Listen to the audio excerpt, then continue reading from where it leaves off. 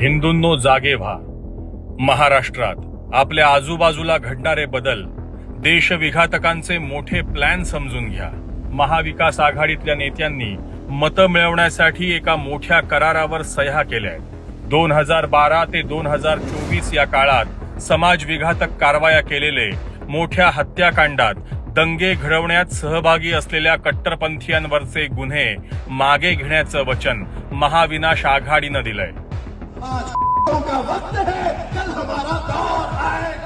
हिंदूंना खुलेआम धमकी देणारा, प्रक्षोभक भाषण करणारा विखारी मौलाना सलमान अझहरी, ज्याला अँटी टेररिस्ट स्क्वॉडने जेलमध्ये टाकलंय, त्यालाही सोडून देण्याचं वचन महाविकास आघाडीनं दिलंय. तसंच मुस्लिमांना पोलीस भरतीत प्राधान्य देण्याचं महाविकास आघाडीनं मान्य केलंय. विचार करा, देशात